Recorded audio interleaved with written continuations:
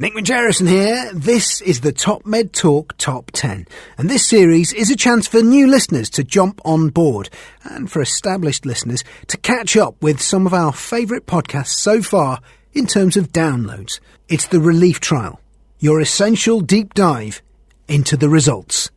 Let's have a listen. TopMedTalk. So we managed to catch up with Paul Miles. Now you can probably hear the chatter in the background. We're just in the receiving area, the reception area at the British Museum, where the main sessions of the day have finished. And Paul Miles has very generously agreed to come and join us and do a follow-up on the results of the Relief Trial. So Paul, welcome back. Thanks, Monty. So we caught you relatively recently off the stage in Sydney. TopMedTalk were there. Yes. I thrust an orange microphone into your face and you gave us the headline results. Yes. Which we're all clear on now. I think, moderately liberal compared to what was restricted in the trial, produced a better outcome from the point of view of some of the short-term variables, but the long-term variables were not different. Just repackage it again for us the way you see it, the headline again. Right, I know we've done this a few times, but people are still a little bit confused. Okay, so I guess I'll start with the conclusion. Our view is that a moderately liberal IV fluid strategy is the optimum for the average patient having major abdominal surgery. And we came to that conclusion because we were actually interested in and believing that a more restrictive regimen would be better, based on some of the smaller studies that have been done. And that was really because there was a bit of a signal coming through that there was less complications overall and a shorter hospital length of stay with less IV fluid. So just want to challenge you on that. From personally, Paul, from working from first principles, why would you think that running someone dry would be better for you? Well, not running dry, Okay. and this is to clarify, when we use the phrase restrictive and liberal, that means different things to different people. For us, a restrictive regimen was aiming for zero balance. So it was roughly a zero balance, so providing enough fluid to maintain what we believe would be sort of a fluid homeostasis versus a more traditional approach, which was what is a moderately liberal approach by today's standards. And us re-exploring the data in some detail earlier, I think we all concluded, I'll let the guys come in a second now, I've got Mike Grocott here and Geoff Lacey back with me, that in the so-called restricted group, they hit what looks like a zero balance. Mike? Zero balance or pretty close, within a litre or so. Yeah, so we were wanting to demonstrate that that's what we were doing, and the last thing we wanted to do was to be criticised for being too restrictive, equally too liberal, because if either of those groups were shown to be harmful, of course we'd get criticised. So that was always in the back of our minds right from the start of the design of the study. So we collected all fluid inputs and outputs during surgery and out to 24 hours, and we calculated the fluid balance through that period, and equally on patients that we could weigh, we weighed them on days 1, 2 and 3 after surgery. And they were up the restricted group, they were slightly up on weight. So the gold standard says, whichever way you look at it, you've already probably had a bit taken away, which is in the literature. You may have had a tumour taken away or something. Yes. You can't say that they would appear to be very dry. Exactly right. Yeah. So I think feel very confident that we could strongly defend that what we've labelled as a restrictive group was in fact a zero balance group, or close to zero balance, and if anything was on the numbers slightly positive, but only by a small amount. And we reflected earlier that some of the observational studies that we've seen, some that we've been involved with, there are huge outliers compared to what you've examined. There are the kind of very, very positive, the 5+ litres positive, and there are the what appear to be very, very dry, and it's not there. It's in this bit in the middle that looks like traditionally regarded a safe zone, and it's at the drier and wetter end of that safe zone. Correct. And it was really for us to put a number on where that sort of nadir is in the Mark Bellamy curve, which I think many people are familiar with. That's sort of the Goldilocks amount of not too little and not too much. And we've now got a number there that wasn't there, and that number, of course, must remain flexible according to an individual patient's response and fluid fluxes during any type of surgery. So Geoff, you were with Paul when we went into this in prep in Boston at the ASA, as Mike was as well. Do you think we've got that right now? We're interpreting it. Do we agree with Paul's interpretation of the data he's been involved in collecting? Do I agree with Paul? Yeah, well, yes. Of course you do. It's the answer to that. Okay. Is there any confusion Game left? on. Is there any confusion left about this point? I know we've tortured it, but a lot of people, there's been a lot of stuff out there about, Well, I think Paul alluded to the point that the phrase liberal and restrictive does mean different things to different people, and that may be where a lot of the frisson kind of comes from. But I think when you break it down and take a deep dive and know exactly what they mean and where it's established, then yes, and as you say repeatedly, that kind of sweet spot of zero balance, slightly positive, seems to be within the realms where everyone kind of has an agreement, I would say. Great stuff. So, Paul, we're in the same space there, which is great. So we cut you off, Paul. The other outcome variables that appeared to not favour the restricted group.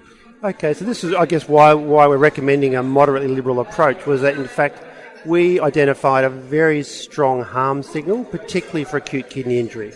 And I think, although these are secondary endpoints, they were pre-specified, and the AKI result is very robust and highly statistically significant, and therefore I think we can accept as a true finding. The other harm signals that we found were related to surgical site infection, particularly deep organ space infection, which are serious infections. Yeah. And that's a sort of a consistent even with the anastomotic leak data that was also found in the study. And the other one, of course, is the need for renal replacement therapy out to 90 days after surgery. Again, coherent, consistent with the acute kidney injury data, the oliguria, the anuria, the low urine output that was happening in the patients in that zero balance group.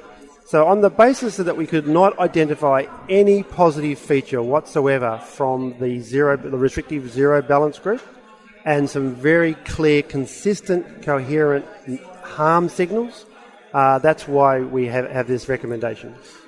So Mike, taking a helicopter view, you've been involved in leading a lot of the meta-analyses of fluid-related trials. We'll come back to the goal-directed monitoring bit in a second.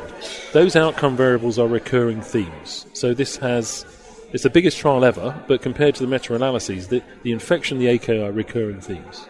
They are. Correct. They occur consistently. You've just stopped me from mentioning anything to do with goal-directed fluid therapy, but they're consistent signals across the literature, where typically a little more is given rather than a little less. A whole variety of different ways that's achieved. Yeah. And the biology behind that, the theories as to why that might happen, they all have face validity. They make sense to me. Yes. They're not as though they're crazy things that happen that, hang on. Well, I think that's right. And this is really why I set out to do this trial in the first instance, because we knew that if we were going to limit the amount of IV fluid we give, which was the traditional approach that I'd been trained with, and I think many anaesthetists or anaesthesiologists around the world have been trained with, then we got, okay, well, how do we deal with the predictable hypotension that will happen during surgery and equally in the recovery room and even back on the wards after surgery. And, it seems so simple and easy to give that extra fluid challenge or IV fluids. If we have to deal with this differently, how do we go about doing that? And you basically are obliged to use some sort of vasopressor therapy or just tolerate the hypotension. And to me, all of a sudden, I think my anaesthetic is becoming a little bit more complicated. And I didn't think it was a valid evidence-based move in our practice to do that without compelling evidence. Right. And I didn't believe the compelling evidence was there. I liked the theory. Yeah. I was worried about tissue edema and wound healing and so on. So I thought it was a live issue. We had equipoise and the study needed to be done. And I think we all agreed, everyone's agreed, from the point of view of landing with randomisation, everything that's required to answer the question, big thank you for all of that. Everyone says, great, well done, remarkably perhaps. So, Joff, you had a question that related to the types of fluids. Now, there may be deep in the paper, and we haven't had a chance to read it all yet, or it may be in secondary analyses, but what was your question, Joff? It was, I understand that in the post-operative phase, the use of other types of fluid was at the discretion of the local policy. So whether that was crystalloid or colloids or whatever, it was left up to them to do it. I was just wondering whether you knew if there was any differences between the groups in terms of what types of fluid were used and whether that could necessarily have muddied waters, or what your opinion was on that. Okay, yeah, so we did collect very complete and accurate data about all types of IV fluids, whether it was colloid, crystalloid, whether it was a balanced salt solution or a dextrose or whatever, yeah. And so on. And even uses of starches. Now, we recommended not using starch-based solutions in the study, given the evidence that we had at that time. Yeah. Equally, we were favouring a balanced salt crystalloid solution as the general solution, because there's a separate debate around fluids, colloids versus crystalloids, and I think that remains partly an open question. And really, there's not much out there that would support a colloid over a crystalloid. Certainly, that's my reading of the literature. So balanced salt solutions were recommended both intraoperatively and postoperatively. But we allowed local use of alternative fluids if that was their practice, and we just collected that data. At the end of the day, there was literally only, in 3,000 patients, only really a handful of patients that got any starch-based solution, so we were actually pleased with that. Yeah. Because this trial was run across 7 different countries and I think 46 hospitals, so that's quite extraordinary, really. Colloids, of course, were used, and that was a mix of gelatin-based solutions or albumin. Albumin's the commonest solution used in Australia and New Zealand, but I know gelatins and even starch-based solutions are often used elsewhere. But we collected that information and we analysed for it. And equally with the saline-based and even the dextrose-based solutions, of which we use in a very, very small proportion of patients.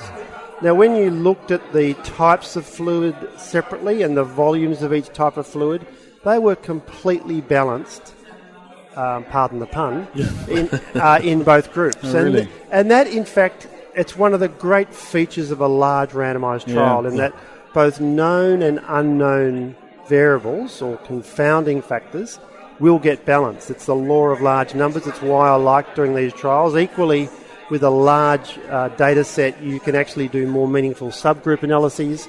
We could analyse the data without the starch patients, without the normal saline patients. Results simply don't change.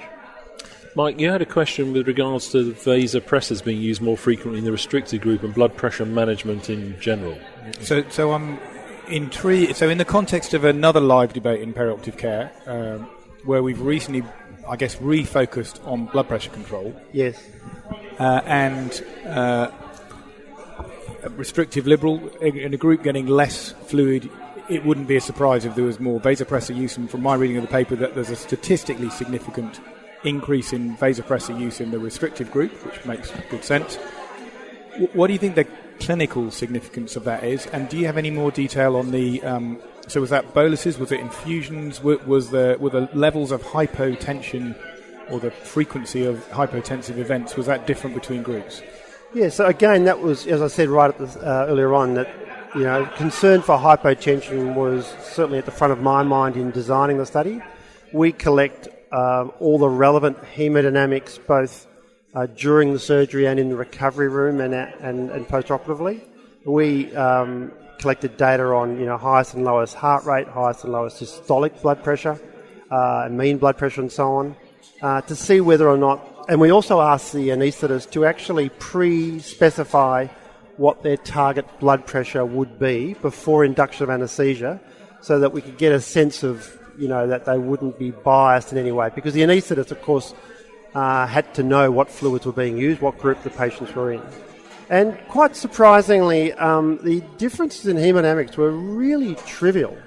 That, in fact, although there was a very small, statistically significant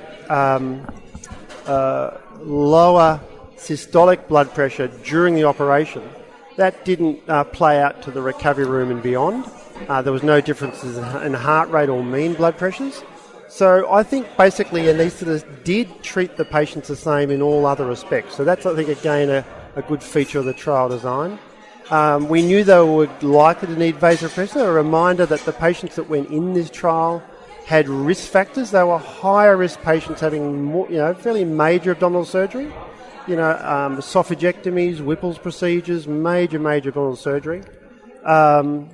that we anticipated a large proportion would require at least some vasopressor during surgery. It's really part of that for any anaesthetist practice. Is that over 80%? So around about 80% got some vasopressor. So that wouldn't surprise people. But of course, you can give a few increments of metaraminol or phenylephrine. That's different to running a high-dose adrenaline or noradrenaline infusion. Do you know how many ended up on infusions off the bat? We didn't collect extensive data on this because, again, we didn't want to put too much burden on. There was a lot of data collected, but we had to be a bit lean. But what we can say is that the proportion of patients who ended up on like a vasopressor infusion, particularly into the post-operative phase, was really in the order of around about 5% or so quite low. Okay. Again, given the high-risk population, at least 10% were in the intensive care unit post-operatively. There was a slightly higher need in the restrictive zero balance group, but it was only it wasn't statistically significant. I don't think it might have been borderline, but we're talking, I think, something like 3 versus 6%. It was very small. Right, and taking on board what you say about trying to avoid the burden of data collection, but do you have any feel for the volatility in blood pressure that there might have been any difference between the two groups? Not really. I mean, we didn't collect extensive hemodynamics through the operation. We literally asked for the highest and lowest persistent heart rates, blood pressures during a surgery and also in the recovery room. So my view is that for a well-trained anaesthetist to deal with transient increases, decreases in blood pressure is just part of the deal. It's so trivial, it's of no consequence to the patient themselves. We wouldn't tolerate extremes of that, particularly for longer periods, and that simply didn't occur, and nor did we expect it. But all I can say is it seems that the sort of maintenance of the hemodynamics was a very minor issue, I think, for both the anaesthetist during surgery and also for the staff caring for them post-operatively. So we've got two last areas to cover off, and I think the team are hovering to throw us out of here soon, so may have to take it to another venue. But Paul, you touched on it in your presentations, and the way I interpret it was, I know you're a fan of enhanced recovery principles. Yes. Is that where there appeared to be claimed adoption of enhanced recovery principles, it didn't protect from the effects that were seen in the restrictive group related to AKI infection, etc. Is that roughly speaking? That is correct, and I think this is an important finding from the study. I do want to emphasise that my personal view is that enhanced recovery after surgery or ERAS pathways are incredibly valuable part of modern care of surgical patients. So I strongly believe in ERAS and ERAS principles. One of those principles was a more restrictive IV fluid therapy approach, and I think some of the ERAS principles deserve evaluation in a randomised trial. Others are already fully established based on very good evidence. We strongly encouraged ERAS principles for all patients in the trial. We knew that this international trial would have centres that would be high adopters of such techniques and others who literally either don't do it, don't believe in it, or have variable practices. So once again, we collected all the relevant ERAS behaviours that were used by the surgical and anaesthesia teams during and after surgery. And we actually analysed for those ERAS principles that are not affected or not relevant to the post-operative period. In other words, the baseline or intraoperative variables, for instance, use of a nasogastric tube, avoiding prolonged fasting and dehydration. These principles are all collected. And when you look at either a single item, any particular item of ERAS principles, or those that used a lot of them versus minimal of them, the signal was entirely consistently the same. In other words, the effect, the harmful effect of a zero balance approach existed in those settings that had high ERAS behaviours versus low ERAS behaviours. So I think, again, we can be very confident that the findings are relevant in a range of clinical circumstances, ERAS settings or otherwise. So Desiree, this is one of your questions because you do a lot of lecturing about this in the United States of America, around the world, and you're going to be asked quite a lot about this. Any more from Paul that you need to know to be able to answer some of those questions from your perspective? Yeah, for sure. I mean, if someone's not utilizing goal-directed fluid therapy, which I know we're going to talk about here in just a little bit. We talk about individualization of fluid therapy, but many people just say they're going to fluid restrict their patient, and that's part of their ERAS protocol. We see in published protocol zero fluid balance. So as a recommendation from this, I mean, should we say now, no, we're going to modify, this is a modifiable aspect and component to an enhanced recovery pathway? I mean, is that something we need to start changing that conversation? Yeah, I don't want to throw the baby out with the bathwater. I think ERAS and ERAS principles remain incredibly important. But that one item of giving a more restrictive IV fluid approach, I think needs to be changed. Mm-hmm. I think we need to give a more moderately liberal, not excessively liberal, but a moderately liberal fluid strategy as a background. Now, I remain a supporter of individualised care. Mm-hmm. So if there are individual circumstances, if for some reason that particular patient will be at risk or seems to be at risk of, say, of pulmonary edema or heart failure and so on, then I think we should hold back on those fluids further than the average patient. Equally, a person that seems to be hypotensive deserves a fluid challenge and a second fluid challenge and reassessment. These are already part of most ERAS programs in any case, and I think they remain the same. All I would say from our trial is that on that one item, we need to be more moderately liberal than perhaps we have been in the last few years. So, Paul, our national consensus statement said about sort of +1 to +2, very crudely, was sort of what we perceived to be the zone of safety. It was a consensus based on lack of evidence, yes, but kind of like how to make a pragmatic state-of-the-art recommendation based on no evidence. Yes. Is that a reasonable... In other words, yep.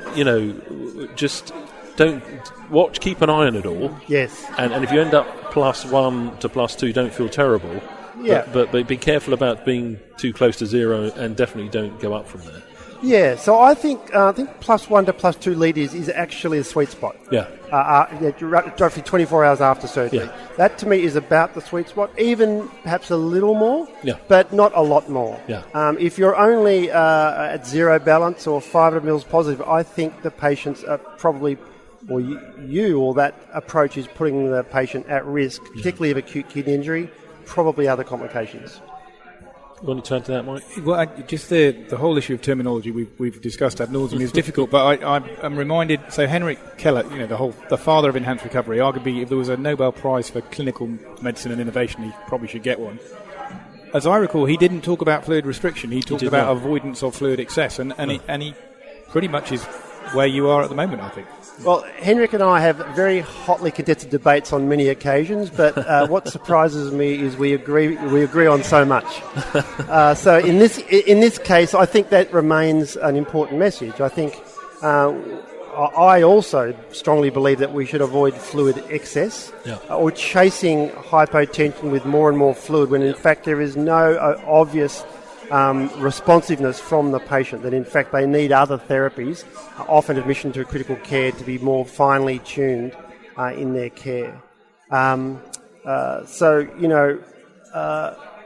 think we should move away from the phrase zero balance. Yeah. I think to a moderately liberal approach is the right way, but continue to avoid excessive fluids. Which brings us to our last subject area. So Mike asked you the question at the ASA in Boston about the goal-directed approach, the use of advanced hemodynamic monitoring, kind of count-put monitors, and also mixed in with that whether you're using actively hemodynamic management algorithms. And you said, I think, that you'd backed away because of the various different reasons for a factorial design that aim to address all those issues with adequate power. Yeah. But let the subset opportunities run. Now, we kicked that around earlier, yes, and we're still a little bit confused as to what that means. So we get the impression there's a subset that had monitors put on, but were they monitored or managed with those? Well, I think the great news is I'm going to reassure you about your confusion. So the trial, we initially thought about a factorial trial and randomly assign a goal-directed device and a management algorithm along with the fluid restriction or liberal approach, but it was found or seen to be a bit too complex and too difficult. So we collected data on whether or not a goal-directed device was used or not, and we did not count a central venous catheter or CVP monitoring as one of those devices. And we asked the anaesthetist to, again, pre-specify what their threshold was for giving a fluid challenge or a fluid bolus on the assessment of what that person would be as a fluid responder. And of course, it varied according to whether it was esophageal Doppler or one of the pulse wave analyzer devices. So we've got that data, and we've got a lot of data, and we will be doing a secondary paper around that information. Like the ERAS story, all I can say at this point in time is that whether or not such a device was used, and whether or not an algorithm was followed more strictly or otherwise, the findings are unchanged. So a restrictive fluid approach aiming for a zero balance remains harmful whether or not a fluid responsive device monitor was being used. Now, like ERAS, that does not mean that these devices are unhelpful or it doesn't work. We have not evaluated the use of those devices at all. What we will be able to do is see whether or not there's some patterns that come through in when they were used, of whether or not there was any risk mitigation or not in certain types of patients. And to press you on this point, you haven't evaluated whether a hemodynamic algorithm has been applied effectively to achieve certain goals of whatever they're chosen to be, blood pressure, cardiac index, DO2. You'll have some suggestions, we hope, in your subset analyses, but you haven't specifically addressed that point. We've collected the data to see whether or not they did achieve their goals. Yeah, gotcha. But the design could not test the effectiveness of such a device or even the algorithm that went with it.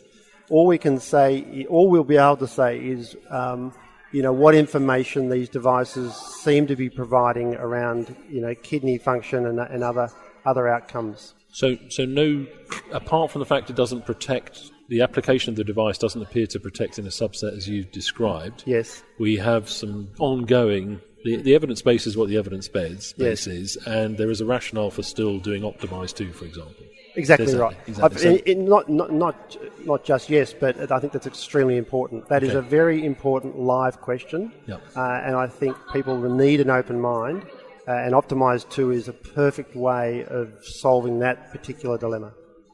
So, any last questions for Paul? We're going to have, obviously, this is going to run and run. I think there's going to be a lot more data. Congratulations! It's a magnificent study. Yeah, fantastic. Thank you so much. Thanks very much. Thanks for everything. TopMedTalk. Don't forget, of course, you can meet the TopMedTalk team. All you need to do is check out our website, TopMedTalk.com, and then sign up for the email updates. As soon as you've done that, you'll find out where we're going to be, where we're going to go, and where we have been. We'll also tell you when we're broadcasting live from the TopMedTalk website. So get yourself there as soon as you can, TopMedTalk.com, and sign up for the email updates.